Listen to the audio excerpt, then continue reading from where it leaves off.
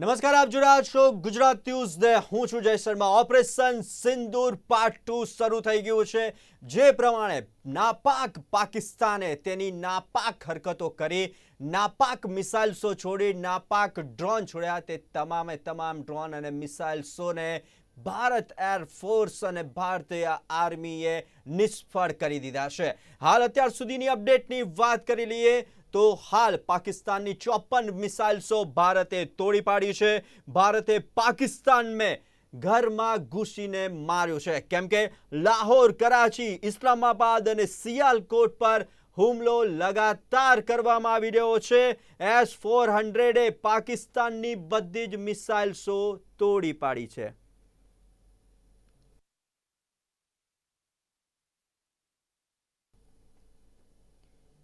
तो जे प्रमाणे western naval command पण एक्शन में आवी गयुं छे।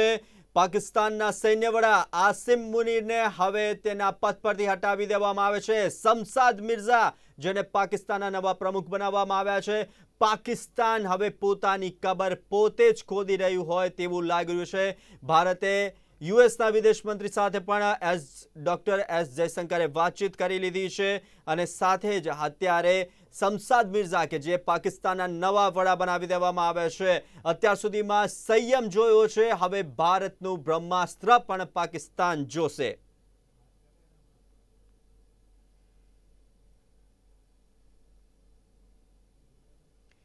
तो हाल जे प्रमाणे अपडेट सामे आवी रही छे, एक बाद एक जे ड्रोन द्वारा हुमलो करवामां आवी रह्यो छे, जे मिसाइल्स द्वारा हुमलो करवामां आवी रह्यो छे, तेनी तमामे तमाम ड्रोन अने मिसाइल्सोने निष्फळ करी देवामां आवी छे। युद्ध शरू थई गयुं छे अने धीरे धीरे एलओसी पर फायरिंग छे ते पण वधी रह्युं छे।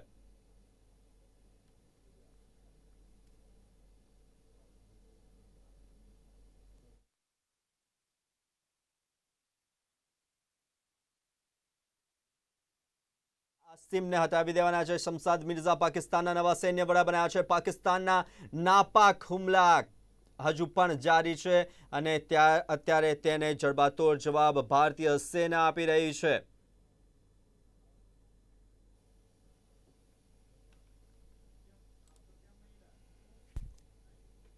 ત્રણેય સેનાના પ્રમુખો સાથે બેઠક કરી રહ્યા છે। વડાપ્રધાન નરેન્દ્ર મોદી હાલ એનએસએ ડોવાલ સાથે પણ વાતચીત કરી રહ્યા છે। શમશાદ મિર્જાને હટાવી દેવામાં આવ્યા છે તેમના પદથી। ભારતે પાકિસ્તાનની વધુ એક જેટને તબાહ કર્યું છે। AWACS જેટને ભારતે તબાહ કર્યું છે। પાકિસ્તાન દ્વારા સતત હુમલા કરવામાં આવી રહ્યા છે અને વળતો પ્રહાર આપવામાં આવી રહ્યો છે।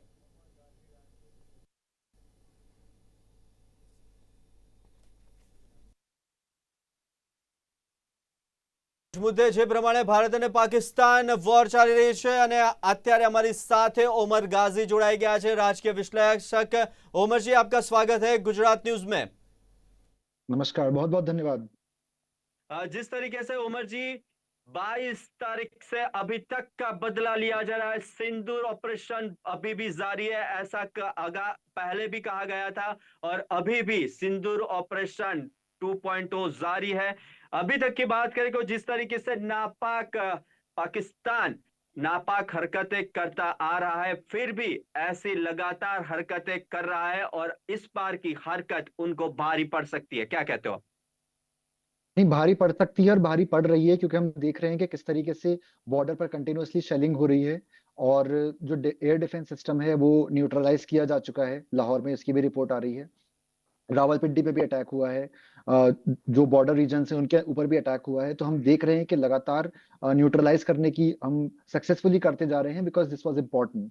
एंड उनका जो डिफेंस सिस्टम है that is Chinese made, right? Pakistan's HQ-9 was actually made by China, and it is no match against India's S-400, which is Russian made. It also shows our power of diplomacy, that we had such good relations with countries like Russia, so it's paying off right now. तो I think we are in a very good position.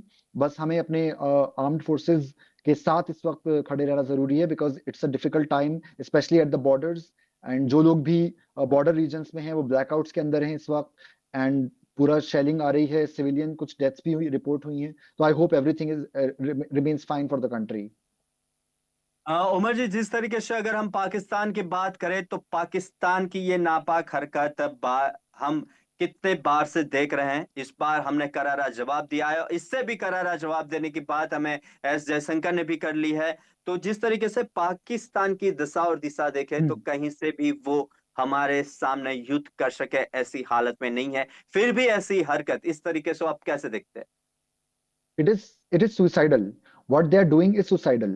क्योंकि like you said, वो it's no match against the military capabilities of India. इसका काफी social media पर ये भी एक comparison भी फ्लोट कर रहा है, अगर आपने देखा हो कि the number of tanks and the number of missile systems, and जैसे मैंने अभी बताया कि हमारा Russian made air defence system is much more superior to China's HQ9। तो वो सब हमने देखा है। उसके अलावा we have the F-35 jets and they have F-16s, where so F-35s are actually more capable to down the F-16s, जिसकी report आई है कि कुछ F-16s को डाउन किया गया है, and one Pakistani pilot has been caught live on Indian soil as per the reports. So that shows that the military capabilities. But the problem with that country is कि वो practically नहीं सोचता है। क्योंकि जब आपने इस तरह का अटैक एक प्लान किया इंडियन सॉइल पे, पहले भी अटैक्स हो चुके हैं, हम मल्टीपल फ्रंट्स पे देख रहे हैं, to bleed India by 1000 cuts। तो ये उनकी कोशिश पिछले 40-50 साल से चलती आ रही थी, और कभी हमने हमेशा रिस्ट्रेंट किया। लास्ट टाइम भी जो सर्जिकल स्ट्राइक्स थी, they were not as devastating as it is right now. तो it is a country that refuses to learn its lesson. तो प्रॉब्लम यहाँ पे आती है कि हम कोशिश करते हैं कि इट लर्न्स इट्स लेसन, और अभी जो हमने एयर स्ट्राइक्स किया है that is tit for tat. ये हमने प्रोवोक नहीं किया, we are just reacting now. If जी। यहाँ पे बात खत्म हो सकती थी आफ्टर द एयर स्ट्राइक्स, बात खत्म हो सकती थी because we only targeted the terror camps. लेकिन बात उन्होंने खत्म नहीं की। Now they are escalating it, and whatever happens, आज के बाद जो भी प्रॉब्लम खड़ी होती है, the blame lies with the forces across the border. Umar ji, आपने जिस तरीके से बताया कि हमने जो हमला किया था वो सिर्फ और सिर्फ टेररिस्ट जो स्पॉट्स थे वहां पे किया गया था, पर जब पाकिस्तान से वॉर स्टार्ट हुई तो उन्होंने हमारे जितने भी आर्मी के जितने भी बेस कैंप थे उनको टारगेट किया गया, और कहीं पे भी उन्होंने मिसाइल्स गिराई है। उसको लेके आप क्या कहोगे? Exactly, because they don't differentiate between an armed forces and the civilians. Right from जी। पहलगाम में भी जो है टूरिस्ट को, सिविलियंस को टारगेट किया गया।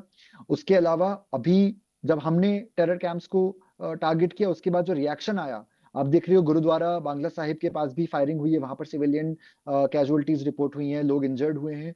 इसके अलावा जितनी भी पूंछ के इलाके में फायरिंग हो रही है, पंजाब बॉर्डर पे फायरिंग हो रही है, बहुत सारे जम्मू और कश्मीर के रीजन्स में, बॉर्डर रीजन्स पे शेलिंग की रिपोर्ट्स आ रही हैं। तो उसमें जितने भी लोगों को टारगेट किया जा रहा है, it is indiscriminate.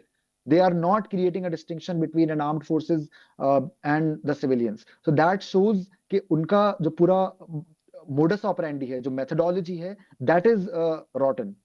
That shows because we never targeted the civilian areas. तो ये चीज भी देखने को आ रही है कि जो वॉर करने का तरीका है, जो एथिक्स है, इंटेग्रिटी है, वहां पर भी एक बहुत बड़ा फर्क है दोनों मुल्कों में। तो इसकी गलती बिल्कुल ना की जाए कि दोनों मुल्कों को की जो एक्शन है उनको एक ही ब्रैकेट में हम रखें। That is not acceptable.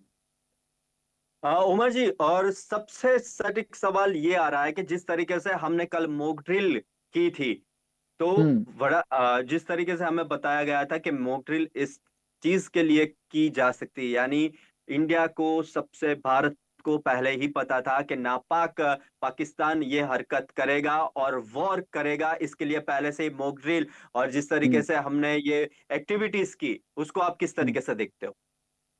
Mock drill को अनाउंस करने के दो फायदे थे। पहली चीज ये थी जी। कि obviously it is important for our country to be prepared, क्योंकि हमारी जो जनरेशन है, स्पेशली जो 80s 90s बॉर्न है, उन्होंने कभी मॉक ड्रिल्स या वॉर का कभी भी सामना नहीं किया, उन्हें नहीं पता मॉक ड्रिल होती क्या है।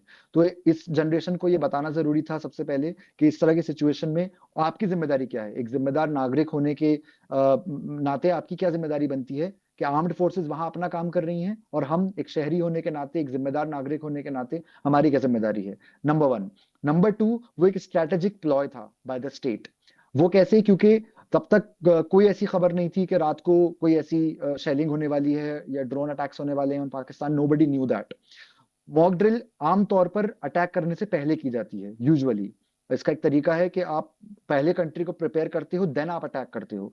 But it was very strategic कि उन्होंने जिस तारीख को, जिस दिन को उन्होंने मॉक ड्रिल अनाउंस की, उसी रात को, the day before, late at night, ये अटैक किया गया, which shows that it was strategically very well planned क्योंकि वो जो टेरर कैंप्स थे वो इस बात को सोच भी नहीं सकते थे। They were caught off guard, they were not prepared कि जिस रात को मॉक ड्रिल सुबह को होने वाली है उसी रात को हम अटैक कर देंगे। तो I think this was very well planned by by our forces. उसमें एनएसए का भी हाथ है, I think IB obviously was involved, armed forces से भी उनकी राय ली गई है, and every and all party meet भी की गई जिसके अंदर सारी पार्टीज को कॉन्फिडेंस में लिया गया था। That was also a very good step by the state कि वो चाहे कोई भी पार्टी हो, जिस वक्त कंट्री पे बात आती है we all have to be United.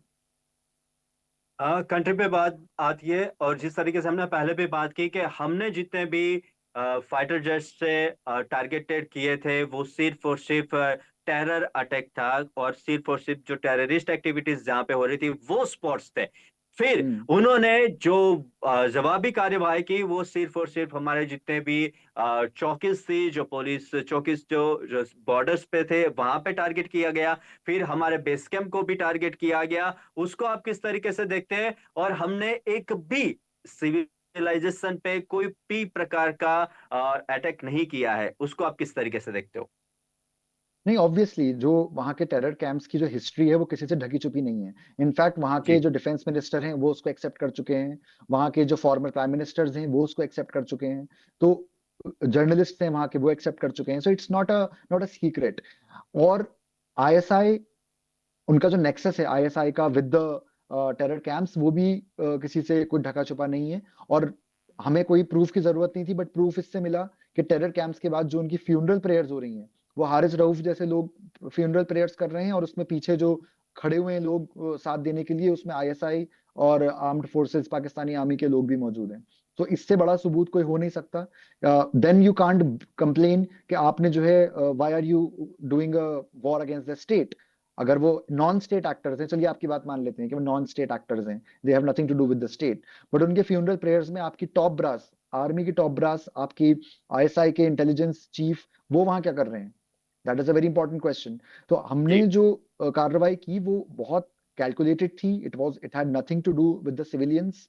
But आपके, अगर जिनको आप सिविलियंस बोल रहे हैं, अगर वो टेरर रिक्रूट्स हैं जिन्होंने हमारे पार्लियामेंट पे अटैक किया, उन्होंने 26/11 प्लान किया, ऐसे लोगों को अगर आप सिविलियंस बुलाते हैं तो फिर वो आपकी प्रॉब्लम है, that is not our problem.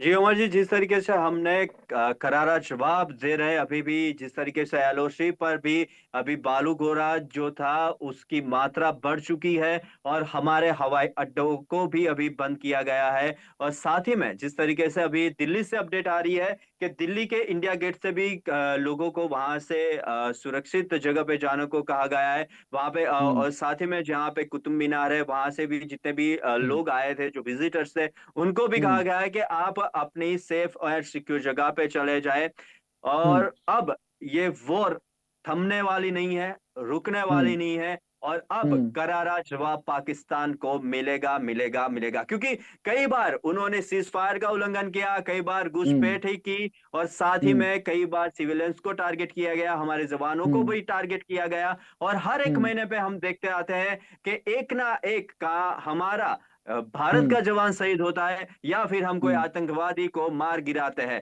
और ये हम्म जो घटना है वो बारों बार दिन ब दिन बढ़ती जा रही थी, और खास करके 2024 से 2025 में हम देखने जाए तो हम्म ऐसे जो छोटे छोटे हम्म छोटे तो नहीं बोल सकते, पर डेली के जो कनेक्टिविटी थी वहां पे भी इस तरीके के वॉर चालू थे। और अब हम्म फाइनल हम्म उन्होंने बता दिया है कि हम हमारे नापाक इरादे आपको बता रहे हैं। आपको हम्म ये पूरी घटना है उसको किस तरीके हम्म से आप देखते हो? देखिए, इट्स वेरी इंपॉर्टेंट, आपने दिल्ली का जिक्र किया। ऑब्वियसली दिल्ली के जो इंपॉर्टेंट प्लेसेस हैं, जैसे इंडिया गेट का आपने जिक्र किया, कुतुब मीनार का, तो जाहिर सी बात है ये सब एक मॉक ड्रिल का और एक प्रेपरेशन का हमारा हिस्सा है कि जो जिम्मेदार नागरिक हैं वो अपनी सुरक्षा का पहले खुद ख्याल करें और जो सेफ जगह है वहां पर जाएं। लेकिन साथ ही साथ मैं ये भी कहूंगा कि जिस तरीके से हमने लाहौर और रावलपिंडी पे अटैक किया, आई डोंट थिंक कि they have the capability to even penetrate our territory like that. क्योंकि जैसे मैंने कहा कि हमारा जो एयर डिफेंस सिस्टम है it's much more superior, and काफी सारे ड्रोन्स को, काफी सारे मिसाइल्स को ऑलरेडी हम इंटरसेप्ट कर चुके हैं। जैसलमेर के ऊपर भी राजस्थान के जैसलमेर जैसलमेर में भी अभी शेलिंग की रिपोर्ट थी, मिसाइल्स की रिपोर्ट थी, लेकिन वो सब न्यूट्रलाइज हो गए 100%। तो इसमें काफी टेक्नोलॉजिकली एडवांस्ड है, I think French and Israeli technology का भी काफी इस्तेमाल हो रहा है। So that is very important. But at the same time इस बात का भी हमें ख्याल रखना है कि कंप्लेसेंसी ना हो। ढील ना दी जाए, क्योंकि जैसा आपने कहा इट वाज अबाउट टाइम। पिछले काफी दशकों से इट वाज हैपनिंग कि वन साइडेड एक वॉर चल रहा था, ब्लीडिंग इंडिया बाय 1000 cuts। सो एक ना एक दिन आना था जिसपे ये जवाब दिया जाता। So what ever escalation is happening, the forces across the border are to be blamed right now. So I think it is extremely important. But as responsible citizens, we need to have our stocks, we need to have our supplies ready at our home. जितना भी हो सकता है हम अपना सुरक्षा के लिए अपने पास सामान वगैरह रखें। That is extremely important, and I want to send this message across through your channel. Umar जी, हमने पूरी बात की ये वॉर को लेके, और अभी जो हमारी सरहदी एरियाज है जैसे कच्छ है, भूज है, जामनगर है, जैसलमेर की बात की, तो जैसलमेर हम्म में जिस तरीके से मिसाइल्स और ड्रोन से हमला किया गया, हम्म और सामने हमारे S-400 मिसाइल्स जो एक हम्म बार फिर से वहां पे खरी उतरी है, उसको लेके आप क्या कहोगे? नहीं, दैट्स वेरी ब्रिलियंट। जैसे मैंने शुरू में भी जिक्र किया कि हमारी जैसे फॉर एग्जांपल नेटो और यूएस का बड़ा प्रॉब्लम रहता है कि आपकी रशिया से इतनी दोस्ती क्यों है, यूक्रेन में जो भी हो रहा है आप क्यों नहीं उस पे स्टैंड लेते हैं। भाई, रशिया से हमारे ताल्लुकात जो हैं बहुत पुराने हैं। वो आज़ादी के टाइम से, पार्टीशन के टाइम से, नेहरू के टाइम से हमारे ताल्लुकात बने हुए हैं और आज भी बने हुए हैं। तो लेकिन आप देख रहे हो कि जो यूएस है वो उस तरीके से हमारे खुलकर सपोर्ट में नहीं आया। ट्रम्प का बयान जो है वो बहुत ज्यादा प्रॉब्लमेटिक है। उन्होंने कहा, I am close to India, I am close to Pakistan, they are fighting for 1000 years, they should stop fighting. This is a very lazy take, बहुत ही उमर जी, गलत। आपको रोकना चाहूंगा। अभी कराची के अंदर भारतीय नेवी ने सबसे बड़ा एक्शन लिया है, ऐसी अपडेट्स हम्म हमारे पास आ रही है। कराची के हम्म अंदर भारतीय हम्म नेवी सबसे बड़ा एक्शन मोड पे देखी जा हम्म रही है। वहां पे हम्म क्या एक्शन हो सकता है? क्योंकि अब जिस तरीके से सबसे पहले एयरफोर्स, फिर arm force, and now hmm it's navy time. Navy time नहीं, ऑब्वियसली नेवी का भी अपना एक बड़ा रोल है, और Karachi is a very major hub. तो अगर वो भी शेलिंग में और मिसाइल्स के जद में आया है, इसका मतलब there is a major escalation. And obviously our navy is fully capable. INS Vikrant से लेकर हमारे पास एक से एक state of the art equipment है। In fact yesterday I was on a panel with commodore Utpal Bora of retired of the Indian navy. तो उनसे जो बातचीत में उन्होंने कुछ चीजें हमारे साथ शेयर करी जिस वक्त वो नेवी में सर्व कर रहे थे, that Indian Navy is fully capable of countering any attack from across the border. And I think Karachi पे अगर मिसाइल्स की आप जिस तरह खबर बता रहे हैं, I think it's a major escalation, because Karachi is one of the 2-3 most important places. And ये एक और इसमें इंपॉर्टेंट बात है, इस्लामाबाद ने ये चीज बोली कि अगर इंडिया रिस्ट्रेन दिखाता है आफ्टर दिस शेलिंग, तो हम भी रिस्ट्रेन दिखाएंगे, विच shows that the strikes have worked, और उनको लग रहा है कि एस्केलेशन में उनका नुकसान है। तो मुझे लगता है कि जल्द ही वहां से ये गोलाबारी जो है बंद होनी चाहिए, मेरे अंदाजे के मुताबिक। जिस तरीके से हम कराची की बात कर रहे थे, उसी तरीके से हम जामनगर की भी बात करते हैं, क्योंकि जामनगर सबसे पहले बात आती है तो रिलायंस रिफाइनरी की बात आ रही है। मुकेश अंबानी हम्म ने अभी जस्ट कहा है कि जिस तरीके से पाकिस्तान हमला कर रहा है उसको मुंह तोड़ जवाब दे रहे हैं, इससे भी करारा जवाब मिलेगा। उसको आप किस तरीके से देख रहे हैं एज बिजनेस ओपिनियन? ऑब्वियसली वो एक बहुत इंपॉर्टेंट हमारा बिजनेस हब है। वहां पर रिफाइनरीज हैं, वहां पर इंडस्ट्रीज हैं, बहुत लोगों को एम्प्लॉयमेंट मिलता है। So that is a very, it is possible that the nefarious forces will want to attack it, but I think we should have our full faith in our air defense system and our armed forces and the IAF। obviously उन्होंने अभी तक निराश नहीं किया है, और बहुत successfully जितने भी मिसाइल्स आए हैं अभी तक, जो मेरी जानकारी है, उनको न्यूट्रलाइज किया गया है इन द एयर इटसेल्फ। और उनका मलबा जो है बहुत अभी हमारी टेरिटरी में मिल रहा है। तो जितनी भी ये मेजर हब्स हैं उनका प्रोटेक्शन बहुत जरूरी है, बिकॉज जब भी वॉर की सिचुएशन होती है, इस तरह की जो रिफाइनरीज हैं, इंडस्ट्रीज हैं, उनको खास तौर पे अटैक किया जाता है। एंड आई होप वहां पे ब्लैकआउट किया गया है। ओमर जी, जिस तरीके से अभी लेटेस्ट अपडेट मुंद्रा से भी आ रही है, मुंद्रा का अदानी पोर्ट है वो भी बंद किया गया है। अदानी पोर्ट पे जो भी काम चल रहा था एज यूजुअल उसको स्टॉप कर दिया गया है। उसको लेके आप क्या कहोगे? अदानी पोर्ट और ये वॉर दोनों, और मुंबई का जो मुंद्रा पोर्ट, ये मुंद्रा पोर्ट जो है वहां पे भी अभी टोटली काम का स्टॉप कर दिया गया है। That is again one of the क्या कहेंगे सबसे ज्यादा important places from the business point of view. Obviously वहां पर it's a very busy port. जो मुंद्रा का पोर्ट है, and it's very close to the border as well. तो मुझे लगता है कि इट्स वेरी इंपॉर्टेंट कि वहां पर भी जितनी सुरक्षा की परिस्थितियां बनाई जा सकती हैं, एंड ऑब्वियसली क्योंकि वो पोर्ट है, तो now since the Indian navy is part of the game right now, वो भी उसमें एंटर कर चुके हैं वॉर में ऑफिशियली। तो जाहिर सी बात है उसकी भी जो सुरक्षा की पूरी जिम्मेदारी निभाई जा रही होगी, I am sure. And it is a crucial time for our country, there is no doubt about it. पिछले आई थिंक 40-50 साल में इस लेवल का एस्केलेशन आफ्टर 1971 नहीं देखने को मिला है। तो it is extremely important for everybody to understand their own responsibility, कि ये वक्त जो है वो आपस में डाउट और प्रोपेगेंडा क्रिएट करने का नहीं है। ये वक्त है that we show them that we are one as a nation.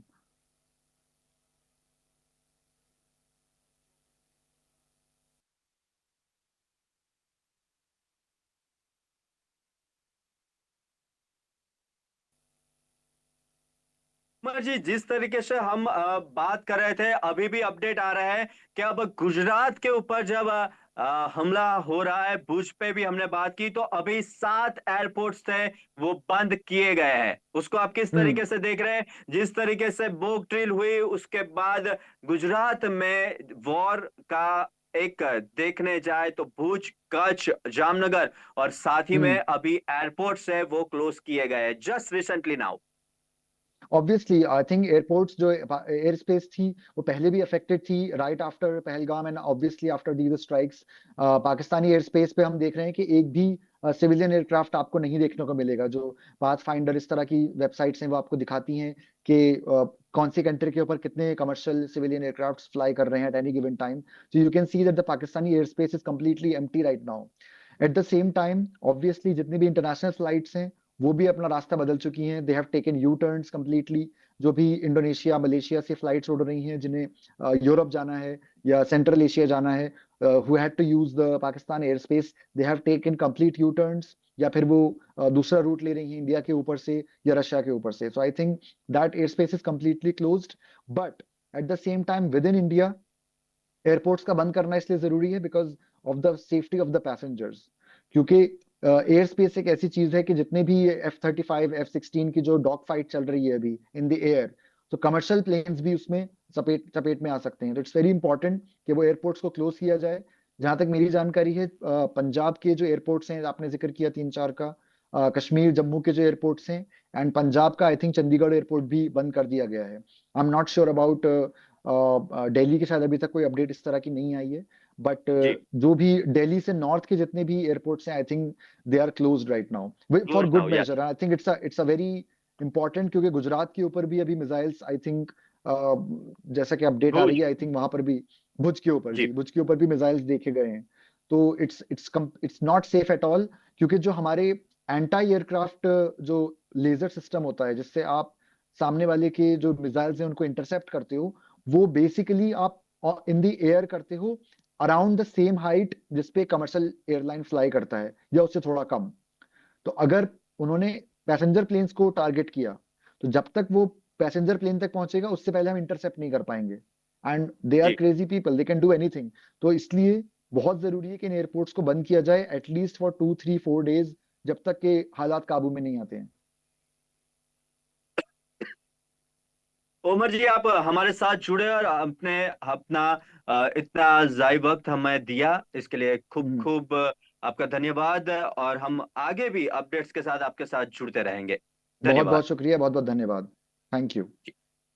તો જે પ્રમાણે અત્યારે હાલાત વણસી રહ્યા છે અને હવે ગુજરાતની વાત કરીએ, સરહદી બોર્ડરની વાત કરીશું અને જે પ્રમાણે સરહદી બોર્ડર ઉપર પણ ભુજ ઉપર જે રીતના હુમલો કરવામાં આવ્યો છે અને સાથે જ હવે જેસલમેરથી માંડીને તમામ જગ્યાએ જે નાપાક હુમલા હતા તેને આપણે નાપાક કરી દીધા છે। આવી જ રીતના જે યુદ્ધ ચાલી રહ્યું છે, ઓપરેશન સિંદૂર પાર્ટ 2.0 ચાલી રહ્યું છે, તેની પડેપડની અપડેટ માટે જોતા રહો ગુજરાત ન્યૂઝ। નમસ્કાર।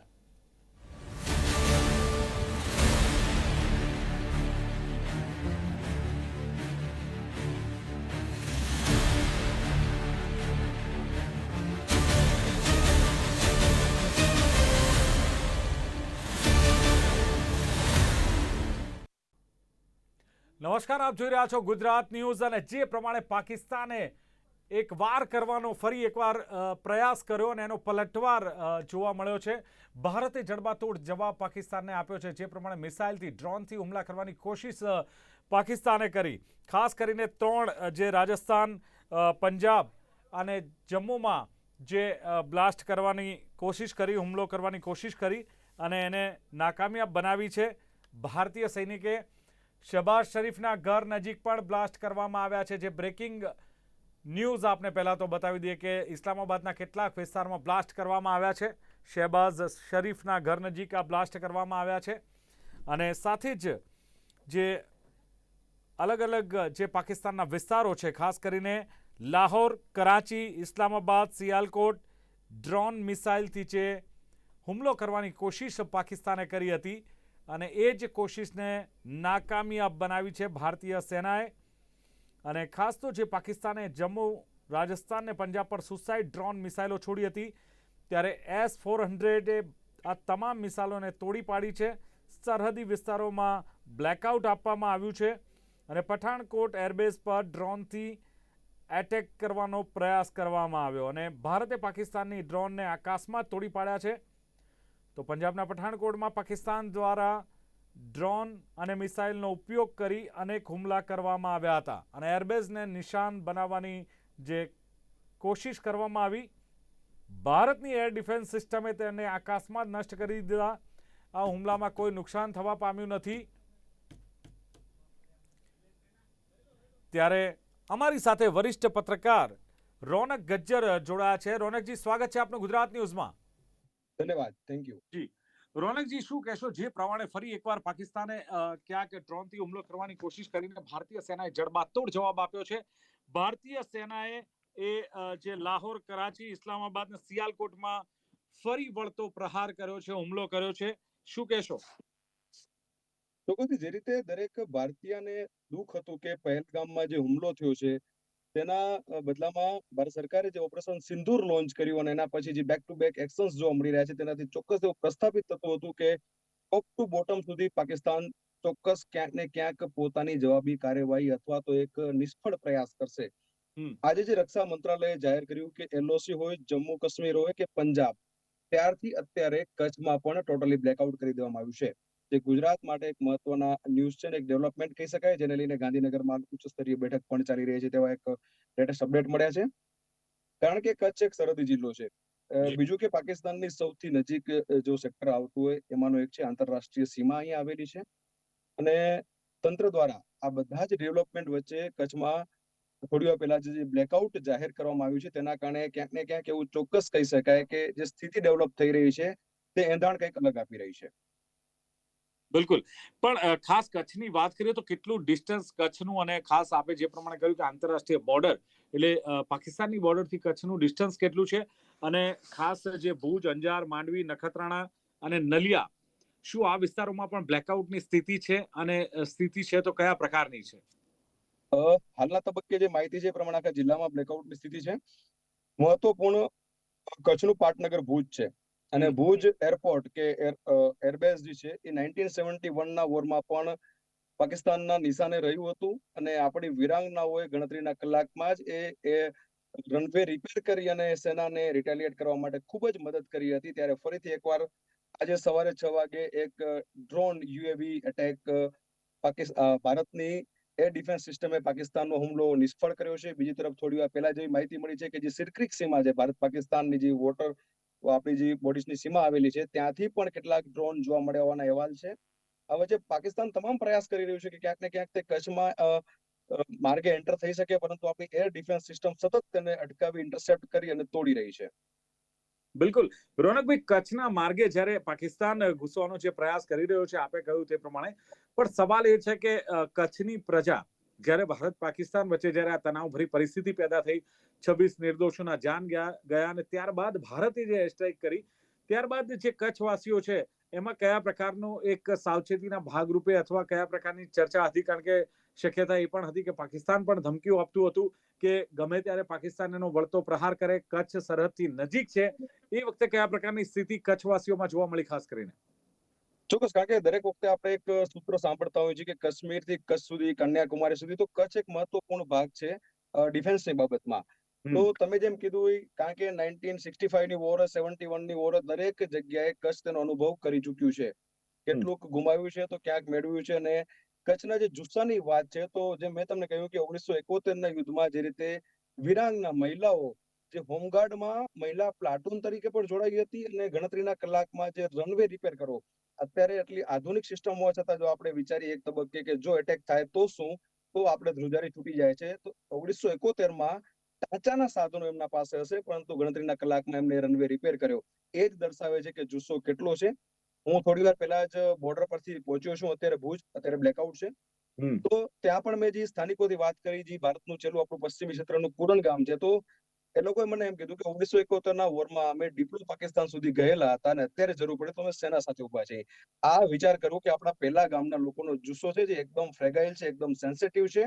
અને એ જ ગામમાં આજે સવારે 6 વાગ્યાની આસપાસ ડ્રોન એટેક એના નજીક થયો છે. આટલો જોશ આવી છે. બિલકુલ.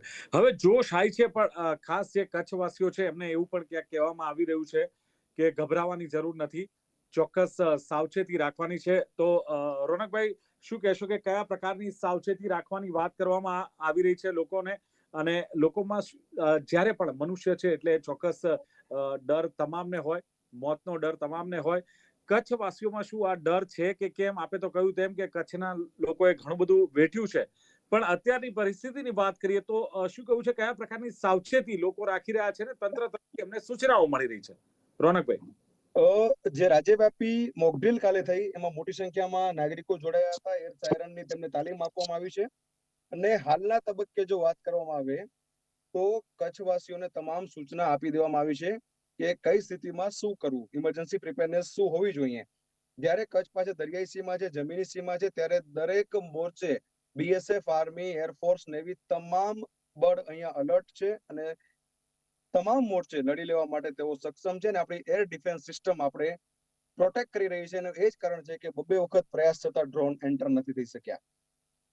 બિલકુલ. હવે અત્યારે આપ જ્યારે બોર્ડર પર જ્યારે જઈને આવ્યા છો અને ભુજની ખાસ પરિસ્થિતિનું નિર્માણ કર્યું, ત્યારે બ્લેકઆઉટ પહેલાની પરિસ્થિતિ શું હતી અને બ્લેકઆઉટ થયા બાદ શું સ્થિતિ આપે જોઈ?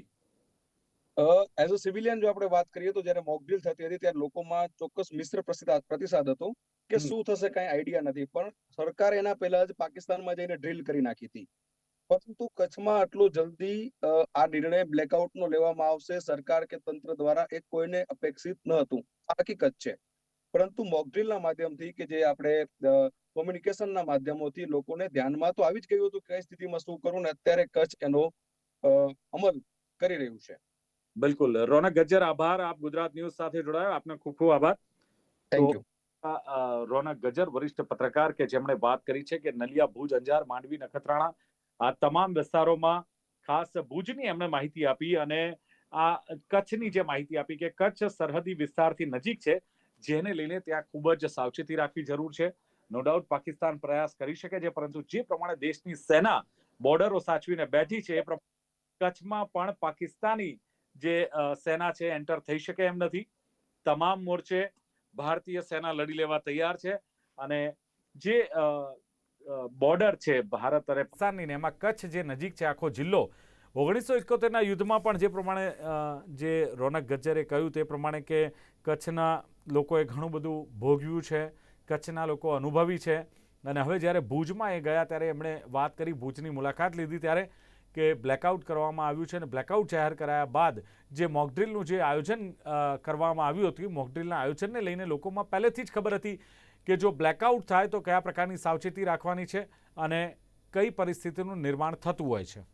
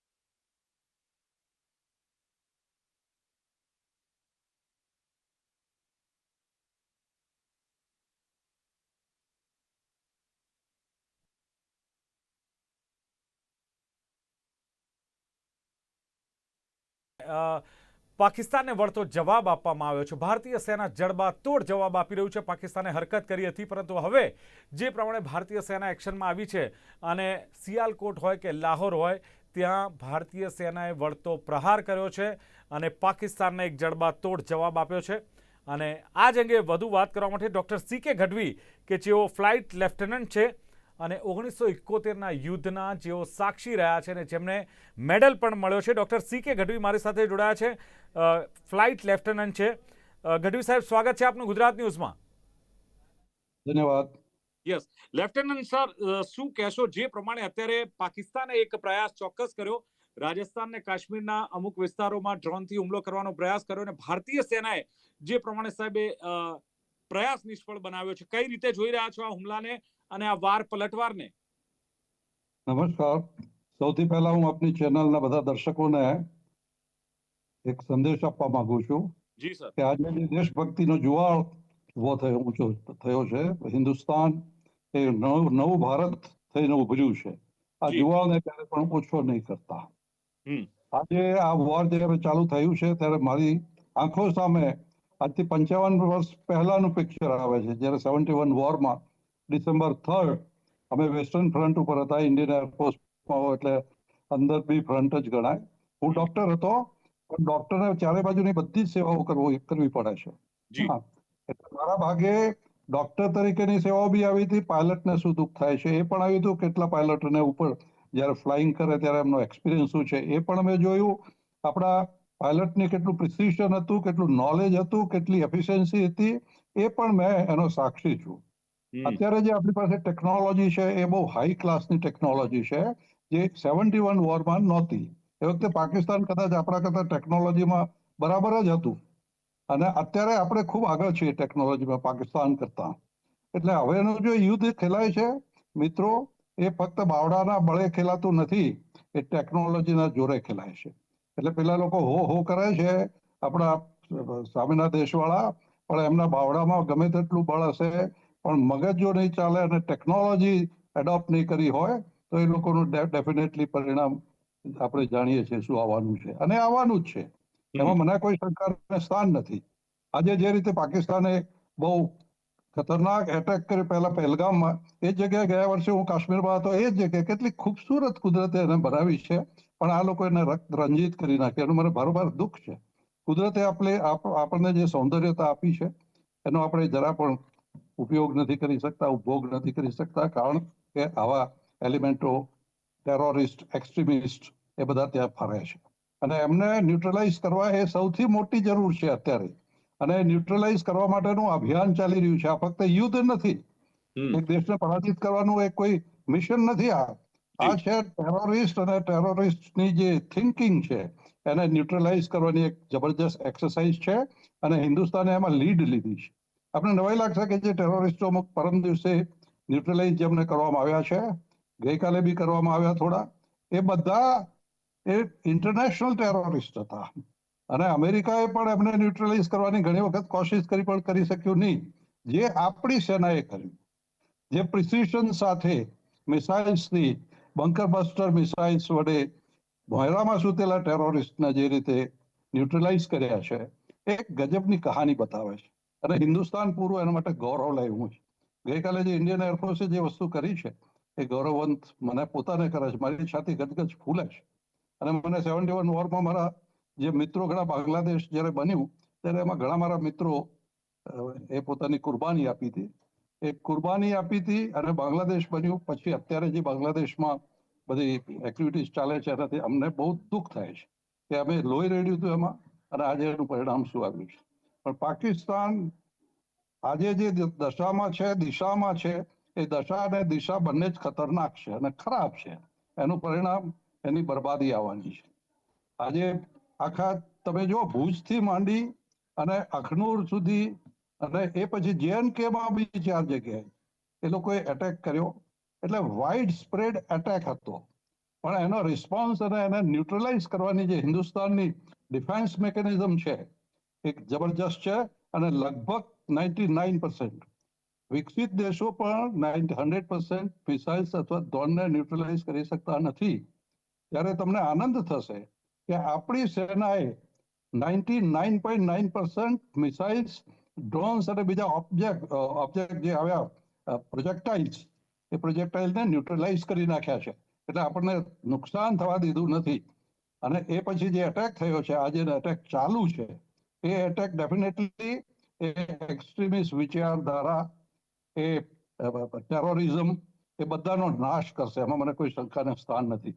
એટલે મારી તો આ બધાને એક જ આપની ચેનલ થ્રુ એક જ અપીલ છે લોકોને કે આપ આપનું મોરલ તો ઊંચું રાખશો જ, પણ સૈનિકોનું બી મોરલ ઊંચું રહે એવા પ્રયત્નો કરજો. તમે તમારા ઘરમાં બેઠા હો, બહાર બેઠા હો, ગમે ત્યાં પ્રવૃત્તિ કરતા હો, પણ તમારી એક જ ફરજ હોવી જોઈએ, અને એ ફરજ છે રાષ્ટ્રપતિની. આજે અમદાવાદમાં તો નથી બ્લેકઆઉટ, પણ મારા જિલ્લામાં બનાસકાંઠામાં હમણાં જ બ્લેકઆઉટ થયો. પહેલા નહોતો, હમણાં જ ઓર્ડર આવ્યો એટલે બ્લેકઆઉટ કર્યો છે. અને ત્યાં મુવમેન્ટ છે થોડી. એ બ્લેકઆઉટની જે ઇમ્પોર્ટન્સ છે એ આપણે ઘણા સમજતા નથી. 71 વોર વખતે અને 65 વોર વખતે બ્લેકઆઉટની જરૂરિયાત 100% હતી. હવે લોકો કહે છે કે જીપીએસ ને બધા જે આવ્યા છે એના લીધે બ્લેકઆઉટ એટલું ઇફેક્ટિવ નથી, એની જરૂર નથી. પણ મારી દ્રષ્ટિએ એની જરૂર છે. કારણ કે જીપીએસ એ વસ્તુ લોકલાઇઝ કરીને અમુક એરિયા જ બતાવે. જ્યારે આખો એરિયા જળાહળા થતો હોય ત્યારે ડેફિનેટલી ઉપર ઉડતા પાયલટ અથવા તો ગાઈડિંગ કરતી મિસાઇલ્સની સિસ્ટમ્સ એ ડેફિનેટલી એના તરફ એટ્રેક્ટ થાય. અને થર્મોબેરિક જે મિસાઇલ્સ હોય છે તો ડેફિનેટલી લાઇટ સાથે એનું કનેક્શન હોય છે. એટલે બ્લેકઆઉટ બહુ જ જરૂરી છે.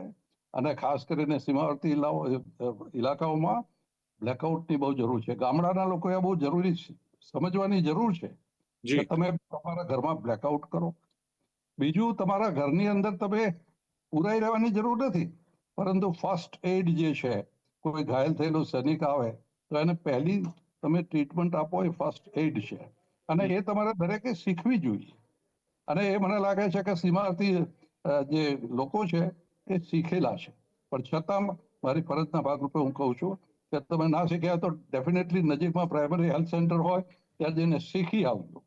કારણ કે તમે મોટું પુણ્યનું કામ કરશો તો કોઈ સૈનિકની અથવા કોઈ પેરામિલિટરી ફોર્સીસના લોકોની સેવા કરી શકશો. અને એ રીતે તમે રાષ્ટ્રમાં ડાયરેક્ટ તમારે યુદ્ધમાં જવાની જરૂર નથી. આ રીતે તમે રાષ્ટ્રીય સેવા ફરજ બજાવી શકો છો. એટલે આ નાની નાની વસ્તુઓ, દાખલા તરીકે તમે ફર્સ્ટ એડ આપતા શીખો, તમે કાર્ડિયો રેસ્પિરેટરી રિસોસિટેશન જેને કહે છે એ શીખો, અને તમે બ્લેકઆઉટ કરતા શીખો. લોકોને સી રીતે ખાધા ખોરાકનો અથવા ઇસેન્શિયલ વસ્તુઓનો સંગ્રહ કરવો, મેડિસિનનો સંગ્રહ કરવો સૌથી મોટી વસ્તુ છે. આ બધું નાની નાની વસ્તુઓ તમારે ધ્યાનમાં રાખવાની છે. મોટી વસ્તુઓ જે છે, લડવાનું કામ જે છે એ આર્મી, એરફોર્સ અને નેવીનું છે. પણ તમારું જે કામ છે બહુ મહત્વનું, એ આ નાની વસ્તુઓનું ધ્યાન રાખવાનું છે. અને લોકો જો આવી નાની નાની વસ્તુઓનું ધ્યાન રાખશે ને તો મને એવું લાગે છે દર્શક મિત્રો કે તમે રાષ્ટ્રની ખૂબ મોટી સેવા કરી ગણાશે. બિલકુલ. તમે ભુજમાં હો, કચ્છમાં હો, અને તમે જોયું છે એક પિક્ચર જેની અંદર ભુજમાં જયારે આખો રનવે નોકડાઉન કરી નાખ્યો હતો, એમાં ખાડા પાડી દીધા હતા, ત્યારે ગામના લોકો આવીને રાતના એને રિપેર કર્યું. એ સ્પિરિટ, એ આપણું સ્પિરિટ આપણે જીવંત રાખવાનું છે. અને મને ચોક્કસ ખાતરી છે કે આ સ્પિરિટ આપણામાં છે, જીવંત રહેશે જ. અને આ યુદ્ધ તો મને એવું લાગે છે કે 4-5-6 દિવસમાં પૂરું થઈ જશે. અને ટેરરિઝમની આખી એમની માનસિકતા, એક્સ્ટ્રીમિઝમની માનસિકતા, એ બધું ખતમ થઈ જાય એ બહુ જરૂરી છે. એ આ યુદ્ધનો ઉદ્દેશ છે, ભારતનું ઉમદા સ્વપ્ન છે.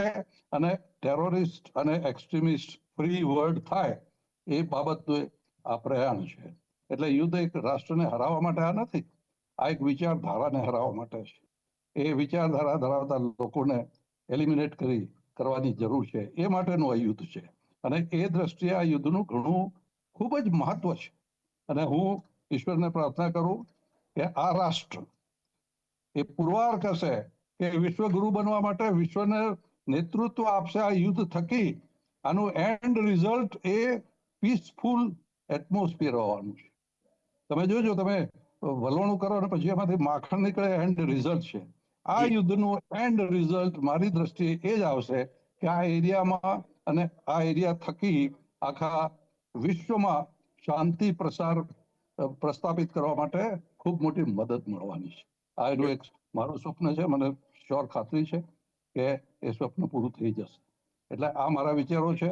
હું વિચારું કે આપ બધા આવી રીતે ડાયરેક્ટલી ઇનડાયરેક્ટલી યુદ્ધના એફર્ટ્સમાં આપની માઇટ પ્રમાણે કોન્ટ્રીબ્યુટ કરો અને આપણા આર્મ ફોર્સિસનો જુસ્સો વધે એવા પ્રયાસો કરો. નાની નાની વસ્તુ એમના તરફ ફ્રેન્ડશીપનું એક તમારું બિહેવિયર, અને એ પછી આ નાની વસ્તુ થશે તો ઓટોમેટિક મોટી વસ્તુઓ બનવાની જ છે. આપને કોઈ પ્રશ્ન હોય તો હું એનો ઉત્તર આપવા તૈયાર છું. બિલકુલ ફ્લાઇટ લેફ્ટનન્ટ, જે પ્રમાણે આપે પાકિસ્તાનની વાત કરી કે પાકિસ્તાન નાદારીના આરે છે, પાકિસ્તાનની દિશા અને દશા ખરાબ છે, હું છતાં એક આપને એક વાત કરી દઉં, જી. સોરી વચ્ચે આપનું બોલું છું. પ્લીઝ મેં જેમ કીધું ને કે અત્યારે બાવડાનું બળ જરૂરી નથી, ટેકનોલોજી જરૂરી છે. એ બાવડાનું બળ અમે 71 વોરમાં જોયું હતું. રૂડકીમાં હું વેસ્ટર્ન સાઈડમાં હતો એટલે MH મિલિટરી હોસ્પિટલ રૂડકીમાં POW જે આપણે 93,000 પકડ્યા હતા, એમાંના ઘણા ત્યાં એ કેમ્પમાં હતા અને અમે લોકો એમની ટ્રીટમેન્ટ કરવા જતા હતા. જી. અને આપને નવાઈ લાગશે કે મને તો એમ જ થતું કે 6.5 ફૂટના ઊંચા લંબા પોળા બધા પઠાણ ટાઈપ આવા સશક્ત આ લોકોને હરાવ્યા આપણે કેવી રીતે હશે? પણ એ હરાવ્યા આપણું મનોબળ મજબૂત અને આપણી ટેકનોલોજી મજબૂત, એને લઈને આપણે હરાવ્યા. એટલે પાકિસ્તાનને હરાવશું એમાં કોઈ શંકાને સ્થાન નથી, પણ એ દેશને હરાવવા માટેનું આપણું મિશન છે. એના કરતા એ એક્સ્ટ્રીમિસ્ટ વિચારધારાને હરાવવાની છે. રાઈટ.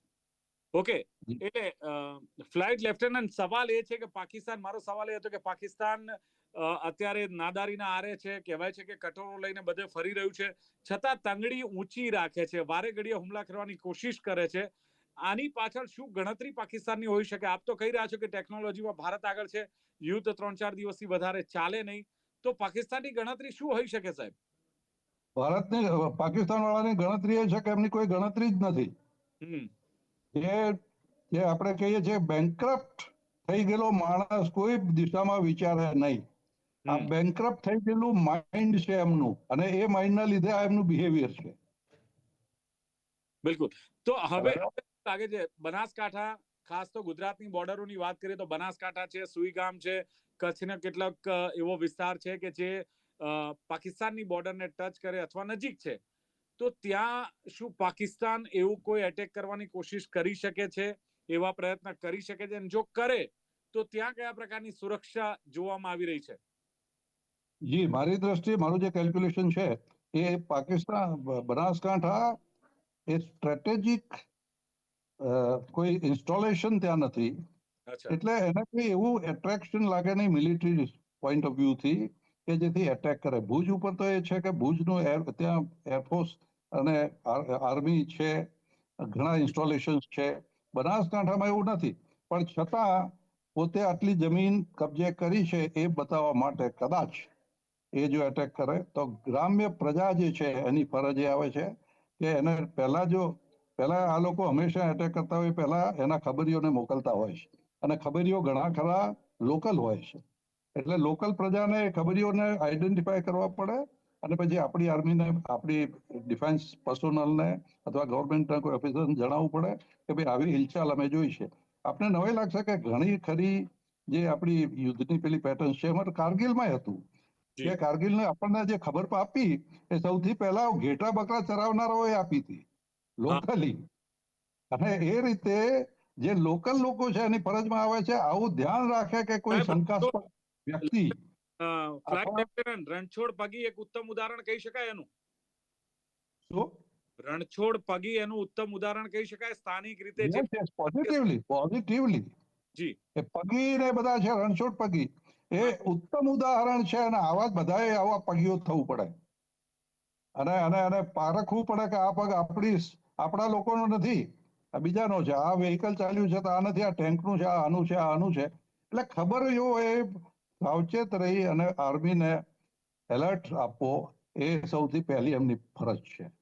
બીજી ફરજ છે કે સિવિલ ડિફેન્સના જેટલા કોઈ નિયમ છે એ બધાનું પાલન કરવું. દાખલા તરીકે બ્લેકઆઉટ છે, ફર્સ્ટ એડ છે, સ્ટોરેજ ઓફ ઇસેન્શિયલ કમોડિટીઝ છે, લોકોને એજ્યુકેટ કરવાના કાર્ડિયોવાસ્ક્યુલર રિસસિટેટિવ પ્રોસિજર જે છે, શ્વાસોશ્વાસ લેવાની, આ તે ફ્રેક્ચર થયું હોય તો શું કરવું, આ બધી નાની નાની વસ્તુઓ જાણવી જરૂરી છે અને બોર્ડરની પ્રજા એ લગભગ કરે જ છે. સુઈગામ બાજુની અને બનાસકાંઠાની પ્રજા તમે જુઓ ત્યારે ગયા હશો તો જોશો કે બધા 6-6 ફૂટ વાળા ને બહુ મજબૂત મનોબળ વાળી પ્રજા છે ત્યાં. જી બિલકુલ બિલકુલ સર. એ આપ જોજો ખાસ કરીને બોર્ડર એરિયાઝમાં મનોબળ બહુ જેનું સશક્ત ઊંચ છે એવી ઠેઠ કચ્છ ભુજથી લઈ બનાસકાંઠાથી લઈ અને જાલોરથી લઈ બાડમેરથી લઈ જેસલમેરથી લઈને બિકાનેર અને આખું પંજાબ એ આખી પટ્ટી આપ જોશો તો મનોબળ વાળી પ્રજા છે. જી એટલે સર આપનું કહેવું છે કે ભારત એટલું સક્ષમ છે કે ભારત જડબાતોડ જવાબ આપી શકે છે. Flight lieutenant doctor CK Gadhvi Gujarat news સાથે આપ જોડાયા, આપનો ખૂબ ખૂબ આભાર. જય હિન્દ સર. જી જી તો દર્શક મિત્રો, જે પ્રમાણે ડોક્ટર CK ગઢવી ફ્લાઇટ લેફ્ટનન્ટમાં જેમણે ફરજ નિભાવી છે અને ખાસ તો 1971નું જ્યારે યુદ્ધ હતું એ યુદ્ધની કેટલીક વાતો પણ તેમણે કરી. ખાસ બ્લેકઆઉટ થાય ત્યારે કયા પ્રકારની આપણી ફરજો છે અને એક નાગરિક તરીકે તમારે જે બોર્ડર છે ત્યાં યુદ્ધ લડવા નથી જવાનું, પણ તમે એક નાગરિક તરીકે જ્યારે આ યુદ્ધ થાય છે, માત્ર સેના યુદ્ધ નથી લડતી, આખું એક રાષ્ટ્ર આ યુદ્ધ લડતું હોય છે અને રાષ્ટ્રમાં એક નાગરિક તરીકે આપણી પણ જે ફરજો થાય છે એને લઈને પણ એમણે ઘણી બધી વાતો કરી. તો ઓપરેશન જે સિંદૂર પાર્ટ 2ની જે શરૂઆત થઈ છે, પળે પળની માહિતી આપતા રહીશું. જોતા રહો ગુજરાત ન્યૂઝ. નમસ્કાર.